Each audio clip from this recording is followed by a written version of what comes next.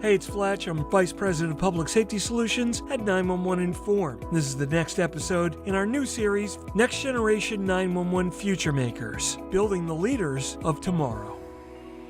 You know, when a lot of people think about major 911 centers around the country, they think of the typical NFL cities like New York City, Chicago, Los Angeles, San Francisco, but there's an equally important city that's not actually located in a state. It's located in the district, and that's the District of Columbia.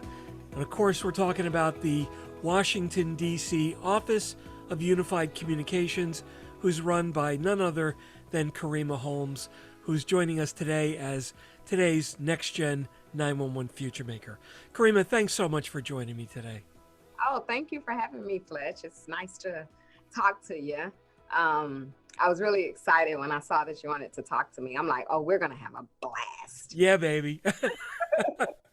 So, Washington, D.C., you know, obviously a little bit of a turmoil at times. Once in a while, you have a few things going on. But you've got to deal with, different agencies, different countries. Doesn't that make your job really difficult from an interoperability perspective? It does. It makes my job very difficult. I don't get much sleep. I talk a lot and I have lots of meetings. We have almost 30 different law enforcement agencies here. Of course, MPD, Metropolitan Police Department, is the one for the local district. But the federal government has their police forces, Secret Service, Park Police. I don't know if you know this, but the Department of Mint has a police force. And so we do, yes, Wow. Smithsonian Police. And the interoperability though, me coming from Dallas, Texas, and from Georgia, I thought the same, right? I'm like, oh my God, all these footprints in the district, how does that work? I would say that this area, in the district specifically, but the National Capital Region is probably one of the cohesive group of jurisdictions I have ever dealt with. We do talk to each other. We keep meetings on the book. If we're implementing something that's similar to our sister city, we're implementing it together. We have a COG, the Council of Governments, and I'm the vice chair for the 911 Directors Group, or committee rather, but there are committees for everything. The Department of Transportation for all three district, Maryland, that is close to DC, Maryland cities, Northern Virginia. We all get around and we sit around and we meet and we keep up with each other. There's cross committee talk. So if there's something that say we're doing, so say for instance, if we're talking about how we're going to communicate during a boat emergency, we talk about it, but whatever we come up with, we're also sharing it with the fire chiefs committee. And so that has really aided me and helped me because I don't feel so alone in this craziness. So I would say that yes, we are busy. We do have a lot of interoperability, and that's technologically and actually just policy-wise and professionally, we do keep up with each other. You know, I always looked towards you as being one of the technology leaders in public safety. In fact, the name of your agency is the DC Office of Unified Communications. And that's the first time I ever heard of a PSAP, if you will, a 911 center, being advertised as an Office of Unified Communications. Yeah. And you know, the reason behind that, Fletch, is because we are more than a 911 center. So I have 10 divisions. We take 911 calls, take 311 calls. We're also responsible for every radio tower here in the district. There are 10 of them.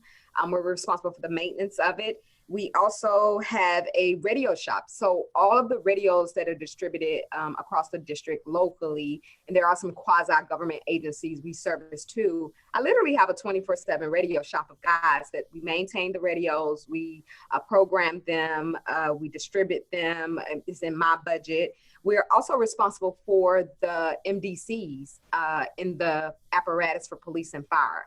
So that is actually my shop. So anything really to do with communications in the district is out of my agency, which is why the nomenclature is there, because it matches literally what we do. Don't you think that's really progressive? I mean, communications is the core of every emergency, so it only makes sense that the Public Safety Operations Center should be the core communications. Yeah, definitely. I think that that is the way of the world. I think that 911 is definitely headed that way. Both the 911 centers I came in before, we were literally just 911 and dispatch. The city in DeSoto, Texas, we did have some communication responsibility, but usually that laid in the police and the fire departments. But no, OUC is really you could say it's a consolidated center, just not consolidated as far as geography. But as far as services, yes, we're definitely consolidated. I do think with the onset or the offset of Next Gen 911, I think that a lot of centers will be adopting this model. I think it just is smart to have your communications in one place. We have become experts at it. I have, like I said, I have radio engineers. I have a full IT team. And so we're responsible for that. We're 24/7. So you're not having to call a vendor to get help. We're here, we're in the district, and it really works. I think that it does put a very small level of stress on me. But I have grown, I have learned. I'm not as technologically savvy as you think I am, but I have learned a lot. I think, over the years, I really focused on learning how 911 works. And so now I kind of know how 911 works. I know how radios work. I understand how MDCs are fed through CAD and all the different interfaces that we have that works with our different agencies. So, yep, we're Office of Unified Communications. And when you think of anything communicative in the district with public safety, is here. When people are growing up, everybody's got their favorite little comforting thing that they go to sleep with. Might be a blanket, might be a stuffed animal, might be a favorite pillow. What do you go to sleep with in your hand every night? So lately, it's been Is that a loaded my question? cell phone. It's been my cell phone. And let me tell you why I did that. So I get a lot of dings and pings and pages because of the amount of agencies I service. And then with 311, we service a couple days, a dozen agencies too. So what I found is I would wake up in the morning and I would have like all these, and I'm like, I'm getting used to I'm getting desensitized to it. So I found that if it's a busy night, so the weekend before last with the protest, the marches, I held my phone and I could feel it vibrate. And so that'll get me to at least, look at see, make sure it's nothing, but you'll be surprised. I have DC, I have home, my 13-year-old son, and then I have my federal government FirstNet. So I actually have 3 of these, but this one is definitely, DC is definitely my busiest. A 13-year-old son, does he really understand what you do and the impact of that? I don't think so. So, I've been doing 911 since I was 19. So I was doing 911 almost 10 years before him. And I don't think he really gets it. Now he does a little more because he sees me on TV and things. And I'll tell you a funny story. So my last performance hearing, it went really long. I don't remember why. It was before COVID. So whatever reason, I had to physically go into counsel. And so you shouldn't tell a kid this, but I'm like, I should be done by 6. 6 is there. I'm not done. And so after the performance hearing, is a really tough performance hearing. My team was there and I said, guys, let's just go get dinner. I'm taking let's go out. And we all went to dinner. So I didn't tell him. So he's texting me, Mama, where are you? Mama, you said 6. And so I'm texting him back like Adonis, we're wrapping up, but I'm really like out to dinner. And so finally he texted me and said, you're lying. You're not wrapping up because I watched it on TV and you're not on TV anymore. And I was like, oh, I forgot that it was live and it was recorded. Busted. When he was when he was younger, 8 and 7, he He's 13 now. So I was like, you're right. What do you want me to bring you? Oh, that's too funny. It's hard to balance work and family sometimes when you're in a high pressure job. When did little baby Karima decide that she wanted to be in public safety? I'm not completely convinced yet. So I would say, I tripped and fell into public safety. When I was about 19, I was in school, in college, as a biology major. And my mom came to me and said, look, you're getting grown. I'm from the South. So 19, you get married and have children, you're grown. And she's like, you need to get off my insurance. So go find a real job. And I went down to the city in Augusta, Georgia, and I looked for jobs. And it was one called communications officer. You just need a high school diploma. There wasn't a lot of, I could type fast, and I fell in love with the job. I changed my major to criminal justice. And then I kind of just stayed at that center for about 12 years, went to grad school and got my MPA with a focus in Homeland Security. And so I kind of just tripped into it. And I've been in it for 20 years. And I still say to myself, okay, so what's next? Is this it? Is this what you're going to do? I don't know. I'm having fun, though. That's good. I mean, that's what's important, that you have fun. What have you learned along the way as far as dealing with people? So you've been in various different centers. You've had various different formats in those centers as far as call takers, dispatchers, blended, non-blended. What have you learned about managing people across those different centers? I have learned that people are people no matter what state you're in, whether it's a blue state or a red state, southern state, eastern coast, it doesn't matter. I've had the same type of people in different places, right? You have I'm going to give you 110%, I'm going to give you 80%, and I'm going to give you just enough not to get fired. And I've just learned to be more changing myself. I have 400 employees here. Wow. I made it a goal of mine not to come in here and have them adjust to me. And so I've adjusted to them a lot, to an extent. And so I've just really learned to talk to people. I do things that I'm scared to do. Like I open my office door and let people come and chat with me about anything. And if it's something they don't want me to repeat, then I don't repeat it unless it's, something bad and we have to repeat it. But, and I just listen, I hear, I take the criticism. I'm honest. If it's something that I can't fix, I tell them I can't fix that. That is above me. There's no way I can do that because it would affect this. I talk to them. I try and go on the floor and let them see me. I let them see me when I make a mistake. I let them know when I make a mistake. I let them know when I'm going to have to change something that might not be popular with them. And I also allow them to come back and yell, scream, cry, and let me know. And if it happens that I feel that it's too impactful and change, guess what I do? I change.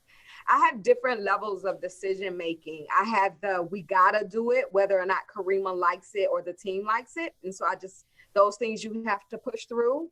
I have things that I like and then the team don't like, and I will acquiesce and not do it. And then I have things that the team likes, but I don't like, I'll go ahead and do it. And I really balance that. And I think that my team members appreciate that. And they know that I'm not like this stone wall that once I say something or once I decide on something, I'm not movable. And the way that I stay sane doing that, because I know a lot of leaders are listening to me like, okay, girlfriend, how do you do that? The way I do it is if I'm going to make a major decision, I get a lot of input before I make the decision. And I haven't done this before, but let's say I'm just going to swap all shifts, right? I'm just going to move people around because whatever reason I decide to do that. Even though in my head, and maybe I do have the power to a certain extent to do that, I do kind of reach out and say, this is what I'm thinking. We have this problem. This is how Karima is going to fix it. If anybody has a better way to fix it, bring it to me. I'll listen. I kind of did something to that when we were going from 10-hour shifts to 12-hour shifts. And I had wrecked my brain. My team had wrecked my brain and trying to figure out a way not to put them back on 12-hour shifts, but we couldn't. And I reached out to both my union representatives rather, and my team and said, we're going back to 12 hours because 10 hours not working. Do y'all have a better way? And, we had some different ways. People sent some stuff and some people was like, I can't figure a better way either. And guess what? We went back to 12 hours. And so, you know what? When I was on the job, I worked 12-hour shifts. I like that. It was 6 to 6, 3 on, 4 off, 4 on, 3 off, switch between days and nights. Wednesday was the flip day, and once a year you would flip ends of the week. And you know what? It gave everybody a little bit of everything. And by taking 3 days off of work, if you time it right, you could get like 2 weeks off. Right. It was great. And you know what? It wasn't that bad. I liked it too. Some people don't. Now, I may be aging myself, but the newer groups that are coming in, they're so young and they are really serious about their social time. And I think they don't like it as much as us, that have been in the field for a long time. Because I loved my 3-day weekend. It was a mini vacation. Sure. It was a mini vacation, but I do know that times are changing, things changing, so people have changed. And so I try and remember that when I'm making decisions. You guys were an early adopter for text to 911. How did that impact your center and your people? Nowhere near as bad as we thought it was going to be. Yeah. So early on, so I got here in 2016 and we started talking about it. We got to do it, guys. A lot of, Remember the fear? Oh my God, we're going to be overloaded. We're not going to be able to text fast enough and people are going to be dying in the streets. And so that didn't happen. So I was nervous too, but I also felt like we have to graduate, people. We have to grow up. I tell my 13-year-old that you got to grow up. And what we did a lot of PR up front. We did a lot of, okay, we're about to introduce text to 911, but this is what it's for. Call 911. Yep. But if this, and so we did a lot of the whole, call if you can, text if you can't. We brought in, so DC has Gallaudet University, which is for the those who can't speak, the hard of hearing. Right. And we brought them in. They actually, I don't think I've ever brought this up before, so I definitely want to say this. We had paid all this money and had this great PR campaign about focusing text to 911 on, those who can't speak, hard of hearing. And we let Gallaudet University come in and we sat them in our simulation lab and we played all this glorious stuff that we in the 911 Center came up with to talk about text and how we're going to help your community. And they said, that is not how we talk. That is not how we communicate. No, you do sign language. Right. And so, but it was great. They said, this is what you need to say. The caption was a little off and they were great. And so we re-changed everything and they were able to allow them to pour into our PR. And then we went live and we were able to say that. And we basically, for text to 911, geared it towards that community and domestic violence victims. We partnered and that definitely helped. One of the first FCC committees that I sat on was the committee that was dealing with disabled disability communications, multimedia, and I met a ton of people from Gallaudet and a ton of people at the commission, and I really got exposed to the first time in my career to people who were deaf, people who couldn't speak, people who were blind, people who were deaf, couldn't speak, and were blind. Which I'm like, oh my God, how is it even possible for you to function? And that's when I saw things like, people with multiple interpreters, and they're feeling someone's hands as they're doing sign language because they're blind, and they're doing.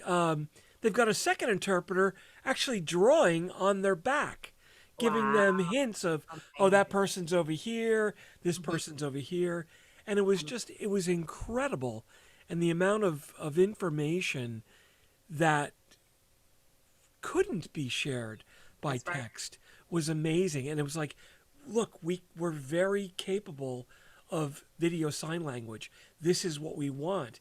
And the whole interpretive part of that, I've got a call taker. You can't expect every 911 call taker to know ASL. So Right. you've got to have an interpreter there. We all want to be on the video at the same time. Why? Because 911's used to listing the background noises, seeing Right. clues in the background. This is important. And, it was interesting to see everybody come together and learn that environment to be Yeah. what it needed to be. Yeah. And it turned out okay. We get about maybe 5,000 911 calls per day. We get 5,000 311 like on a busy Friday, and we get about maybe a dozen texts, and maybe half of those are true texts a day. So people are really using it for when they need to. We're not overwhelmed with it. It's not causing a delay, and so we're really proud of it. Now, are you guys getting location when you get text, or you just get the text? No, we're not getting location. We get it. It's a little spotty. I have had some of my call takers say they do get location. Some say they would get Latin long, but for the most part, it almost mirrors our call take. So, when that all moves to next generation 911 and true, SMS into 911, of course, that'll all get very much better because then it'll be just communications coming in. Exactly. And you'll have all that. But, a lot of people don't realize, text has got its place. Like you said, call if you can, text if you can't. There are a ton of use cases where that's useful, but there's still a technology gap there that has not been addressed. And there's a lot of technology gaps that still need to be addressed as we migrate from that legacy environment into next generation. Location services is one of the key ones. And with 85% or more of calls coming from wireless phones, that's the major problem that's got to be solved. And I know you guys have implemented technologies there. You're, again, early adopters of some of the handset-based location technologies. Yeah, I think that, and I completely agree, that is one of my many topics of discussion all the time. Without being too hard on the whole 911 and the cellular community relationship with location accuracy, I am appreciative to the interfaces and the new innovative startups and companies that have come in and definitely stepped up to the plate. In Karima's perfect world, I would just really like that when someone calls 911, their location of that phone they're using, the cell phone they're using, just comes into my telephony equipment. And I think that it helps for the obvious reason is it will save lives. Yes. And then the other reason behind it is our technology is becoming so sophisticated and just so interconnected. I get really nervous always adding an interface to an interface to an interface. I have so many interfaces from hello to unit clear. I lose track of them. And it's only because obviously our 911 system was built 52 years ago, and we had to piecemeal to catch up. And it's no one's fault. I think that, I always say that 911 is definitely the stepchild of public safety. I think in the last 2 or 3 years, we have definitely stepped up to the plate and we are really getting louder. And I'm so proud of us for that, the leaders in 911. But I think that we did not graduate fast enough. And there's many reasons behind it. I tell people a lot. Yeah, I tell people a lot because they ask me, oh, what can 911 do to do better? I say, listen, now I'm speaking from DC, who is a leader in public safety, and we do, our administration do focus on public safety. So I am privy to a lot more resources and money to get these things done because my administration knows this is important and they really trust me. All right. But I've also come from 911 centers. They don't have the voice I have. Right. They don't have the jurisdiction, don't have the money to upgrade the system, and it's working to an extent now. And so that urgency isn't there. So I don't like to always say, oh, go to next gen 911 and get text to 911, and because it's not quite that easy. Right, right. You can do a lot of things because of who you are and where you are and the resources available. The Four Seat Center out in the middle of Kansas, they're scraping just to pay overtime. Right. And they don't have all of the latest and greatest technology. That's something that's also kind of a part of your job. And I know that you've helped me out. Back when I was at Avaya, we had a delegation from Taiwan come over, and you gave them a tour of the center. By the way, they're implementing next gen as we speak right now. So good job, girl. Right. Thank you. But part of that is to host international delegations like you did that day, and that's an important piece of your job. It is, and it's going to pick up with, so we host a lot. We have a lot of tours. We actually have a calendar of tours. It has definitely slowed down since COVID, but we have had people from across. We've had, people from China, Israel. Since I've been here, I have all type of little gifts that I get from individuals that come through, and just see how we handle it in DC. And I will add that, we have a different type of 911 calls here. And it's for multiple reasons. Some of the reasons that you talked about, we do have delegates here. We have embassies here. So we do have individuals that are here that are not from the United States. Obviously, we have 20 million visitors a year. So most people don't know where they are. They're like, I'm at a Smithsonian. I'm like, which one? Yeah. Right? I'm on Constitution Avenue. Okay, which side? Because the district is obviously very flavorful. Even if you get off the metro at the Smithsonian stop, you got two choices. You got two, right? Which end did you get off? Which is very, very, I'm glad you brought that up. So one of the things that is unique to DC, when we respond to the metro for incidents, right, whether it's smoke or something like that, we literally have to send two different responses, because sometimes the caller don't know which entrance they came out, and they could be so far from each other. And so we try and ask, the entry tunnel and the exit tunnel, so we'll know which one. But DC's been doing this so long before Karima. I actually was really happy when I came in. They're pretty sharp. The agency itself, the perception was completely warped. I thought I was walking into like a crazy place, and it wasn't that. It was public education. They were burned out. They needed more, and I think that is unfortunately common in a lot of 911 centers. They're burned out. People don't come and stay. I don't know how I lasted this long. This is a very stressful job, so I made it a goal of mine, which probably beat me up. I get out into the community. I do speak, whether or not people believe what I say or want to hear what I say. I am very honest. I give it to you the truth. And we have those misfortunes, and it's a sad thing. We don't take it lightly in any 911 center when something happens, something tragic happens. But what I make sure is that my teams are in good faith. They have the resources and the training to do the job right. And let's make as least amount of mistakes as possible. I'm not crazy.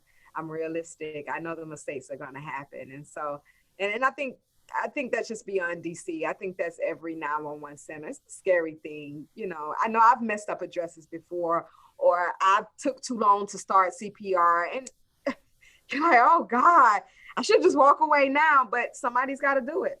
You know what? You learn by your mistakes, and you don't make them over and over and over again. And that's the key for it. No one, in 911, you want to be as close to perfect as possible, but everybody is human.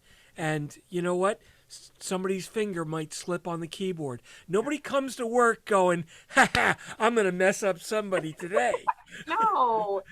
No, everybody wants to do their job. And I think when a mistake happens, even a minor mistake, the personal impact that I've seen that have on call takers is really, it's devastating on them. Yeah. And they need, they need personal time, and they need time to recover.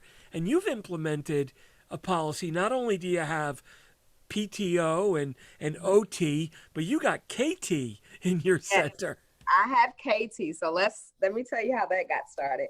So at the beginning of, I think every leader at the beginning of COVID felt helpless. This was something we had never done before. I had no idea. I was ready for an atomic bomb, right? I was ready for a flood. I was ready for an active shooter. I was not ready for this. And You were so ready for Fletcher to come in your building, I was ready for Fletcher. which has got a whole procedure on itself. Security. So I was not ready. We were not ready for a worldwide pandemic that also affected how we work in space. Right. Because my thing is all hands on deck, everyone come to work. And I was like, wait, you guys can't sit that close together. And so it was really stressful. We did implement some things. We split our teams up amongst 3 people. But one thing that I noticed was people were drained that first couple weeks, first month, because no one knew. Everybody was scared to death. Kids were out of school. It was just really, really stressful. And so I was sitting around with my team and we were like, what can we do? We couldn't feed people. That was another thing. You know, you feed 911, you got them. Okay, but no one was bringing food. All the restaurants kind of closed down. We could, Right. and then you couldn't eat buffet style anymore. Those rules were going out. So we were sitting around and I was like, how can we just help them breathe? And I said, you know what? I'm going to give them 15 minutes of Karima time. You know, just kind of, you know, COVID break on Karima. And it is not part of their normal break schedule. It is 15 minutes, however you want to take it.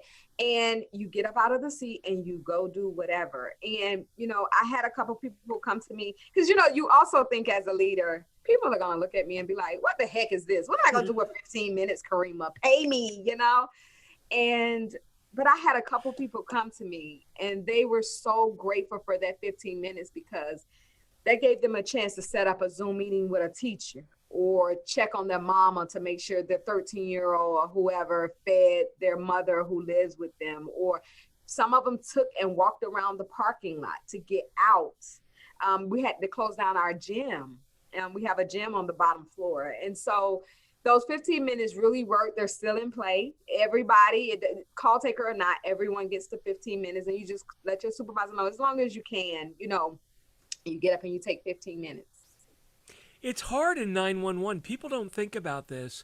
And this is where I think the industry needs to do a better job educating the general public because they don't get the opportunity to sit in your shoes, right? Everybody, when they're at work, they always have those little personal moments to deal with home emergencies, family emergencies. You can't do that at a 911 center. You know, 1,000, 1,000. Yes. Peanut butter's in the top drawer. Yes. 1,000, 6. Right. You know, you can't work from home necessarily. No. You know, although COVID kind of flipped that around a little bit. Yeah. You know, I know Alexandria did a lot of did a little program with work at home, and again, you know, this was new ground for the entire industry. But one thing that I noticed with you is you are very, very focused and you're very visual in public on the care that you give for your employees. I always see the Facebook pages that you post. You know, this employee had a birthday today or did this or whatever. You are very, very much out in the public with personal employee recognition. And I think that is fantastic because I don't see a lot of that in this industry. It's very closed and locked in. Yeah. And you know, it's so there's a good part to it. And there's like this, now I'm out, everybody's watching me with this magnifying glass, but I do it for them. Their job is so hard. People do not understand. I still hear callers in my head from 10, 15 years ago. I haven't answered a 911 call since 2008. And there are still calls that I get the shivers because they affect me so much. Mm-hmm. And I think that sometimes when we're beat up on or just not recognized, it's just, it was amazing to me. And so I felt that I have to give back to the team. I have to acknowledge them in some type of way. And in the beginning, they were so camera shy, like, no, Kareem. Now they're like, oh, I made, you know, Twitter today and I did that. And it's just a good thing so they can continue to push on, because they do a great job. It's not an easy job. The pay's not great. And so I just really want to make sure that I focus on them. I've been in their shoes before. I have sat in my car in the parking lot when I was call taker before and say, whew, that was a day. That was just draining. I even come home now and I'm really quiet. And my mom's like, "Are you okay?" I'm like, "I am perfectly fine. Let me stay quiet." Because it's so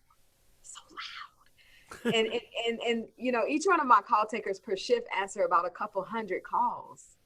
You know, ding, ding, ding. I was talking to one of my executives in outside of the public safety world the other day, and whatever the conversation was, they were trying to understand why after the call taker hung up the phone, didn't this, and this happen. I said, because another call was in her ear and that call was going off to La La Land and she's now starting another. It's not like you guys think it is. She doesn't get to pick to answer the phone. When a call is coming, it's in queue, it's popping in her ear and she's now starting again. What's your address? Okay, I got, you know, and so really educating that, like you said earlier, making sure the public understands that is key, is very important. It's a hard thing to explain if you don't know the industry. I was on we had a community meeting maybe last week, Thursday or something, and a great community leader was explaining that she just does not understand the tower issue. So we had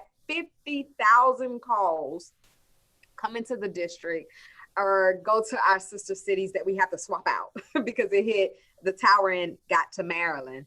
And I explained it. My CIO explained it.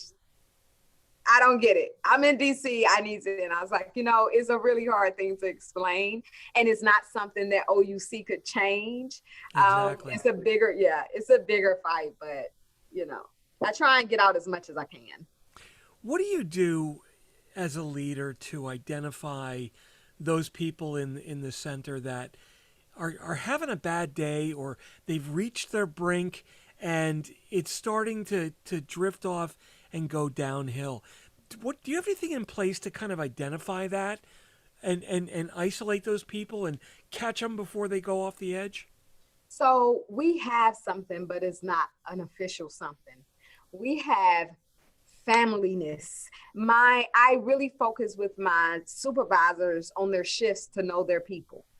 I have 10 direct reports, which are my chiefs, and I know them. I know when such and such is having a bad day. I realized they were a little short in that meeting. I realized I didn't get that text back as I usually do. And I identified that because I keep an open relationship with them. I keep it on paper formally, and then I also check in, check out. How's your wife? How's your kid? What's going on? Did you make that? And so I kind of try and pass that down to my managers and my supervisors because I don't think there's a magic bullet. We don't know. Everyone handles things differently. And I think I'll give you this example. You know, I've lost 4 employees since COVID.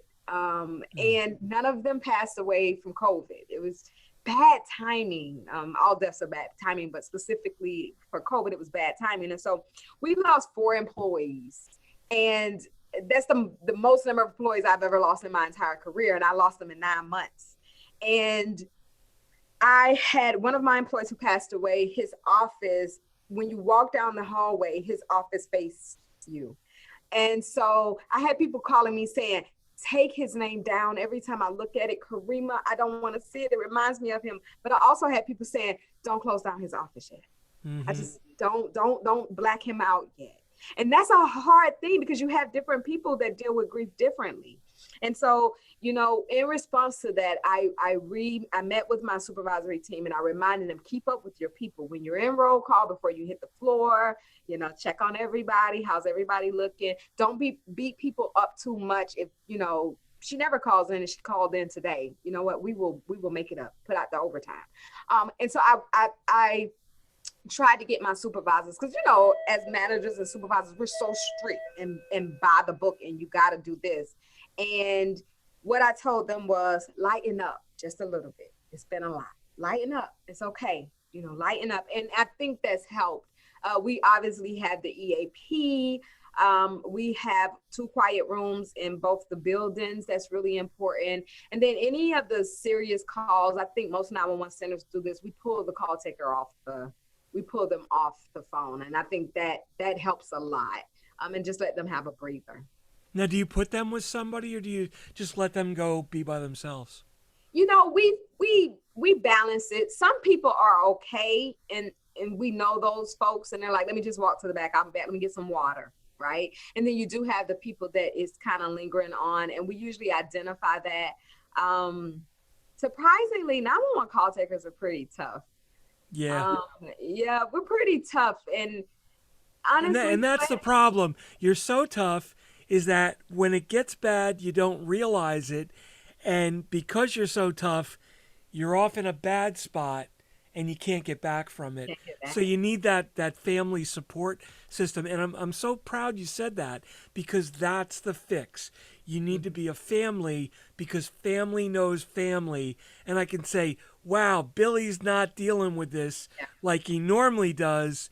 We need to do something different today because it's Tuesday and it's raining. Whatever. Right. And there's no book for no book for that. That's not written down anywhere. It's a human thing. You feel it. Yep. You feel it. Good job for you for seeing that. That's why you're the K woman. Thank you. No, that's fantastic. So what advice do you have for somebody that wants to get into public safety dispatching other than run away? No. You know what? I say do it. I always had this, I didn't realize it until I got older. I always had this public safety. That's what I wanted to do. You know, as a kid, you don't really know how to materialize what you're thinking. Yep. And believe it or not, when I was like 10 or 11, I told my older brother that I wanted to be a Secret Service agent. I don't, and I am the girly of girls. And, but I did. You never cease to amaze me, I know, Karima. It's amazing. I'm crazy. Agent Holmes. I know. I could do it. I'm old now. I know you could. That's what scares me. I know. But I didn't know what that meant. And so when I got into the 911 center, and it is public safety, and that's what I wanted. I wanted the public safety. I wanted the difference. I wanted to actually see my work, and we do see our work. I think anyone coming into public safety, I think is a very rewarding career. I think it's a very hard career. But, you know, I wouldn't change it for the world. Even what we went through this summer, that was hard. And as a Black person, that was even harder, right? Because you're dealing with both. I think Black Lives Matter, but I also think you don't defund the police. So, yep. But that was a very hard thing for me. I had to talk to my son about it. But I think that public safety is a necessary thing. And I don't mean public safety to go get the murderer too, right? I just think it's a symbol of your livelihood and how you live and how you feel. DC is really huge on, like, the police department has a huge community campaign, right? I mean, I would say probably 1,000 of their force is specific to community engagement and keeping up and being at the schools and talking to the families, and that is huge. And I think sometimes when people think public safety, they just think go solve a murder, and that's a part of it. But I think that some of the mitigative parts of it is really, really huge. It's like here in the district right now, we're prepping for inauguration. There's a piece of our prepping for inauguration that we talk about public safety, and we're talking about, the threats and what could and couldn't happen. But then there's also a part of it where we're talking about keeping our streets safe and letting the community know what streets are going to be blocked off and how many 311 call takers will be available, so people that have trash in their street after the parades would get picked up. And so I think that public safety is much, much bigger than the bad things that happen, unfortunately, in life. I think it's so much other things that go into it that I didn't really even think about. A lot of my 911 calls were not dire CPR, baby coming, bleeding to death type calls. a lot of them were, questions. People, young girls who maybe had just got raped and, they didn't want to talk to certain people. And so I didn't realize I was going to do a lot of community healing and a lot of community involvement. And so that has definitely helped balance the craziness, the other side of it. So I think anyone coming in public safety, do it. Make sure that you're doing it for a real reason, and buckle in. You know what? I feel like I'm so blessed to know you, and I've known you since you've come into Washington, and we over the years we get to chat a couple of times a year, 2 or 3 times a year, and I always cherish those moments because not only are you a dedicated professional, but you're there for the right reasons. You're a strong-minded, opinionated woman who knows what she's talking about, and I have the utmost respect for you. And thank you for being there. I mean, you're a role model for a lot of people, and you're someone that I like to point my daughter towards and say, look at this person. My daughter had the opportunity of meeting Lori Flaherty, and Lori, and it was like, oh my God, this is the woman that you want to be when you grow up, and just having access to people like her and you and all the others and the Steve Souders of the world and all of the other icons. That's what gave me the inspiration for this series of podcasts. I'm like, I know the best people in this freaking industry. I'm gonna collect their advice into one series. Thank you so much for sitting down with us. Thank you for all you do for the National Capital Region to keep our democracy safe. Good, bad, red, blue, whatever. It doesn't matter.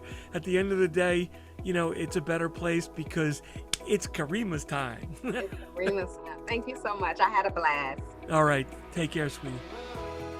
So that wraps up yet another episode of Next Gen 911 FutureMakers. This is Fletch. I'm Vice President of Public Safety at 911 Inform. Remember, you can follow me on Twitter at Fletch911. Check out the rest of my blogs and podcasts at www.fletch.tv. And you can catch all of our FutureMaker podcasts at www.NG911FutureMakers.com. Thanks so much for listening. We'll catch you next time. Stay safe and have a great day.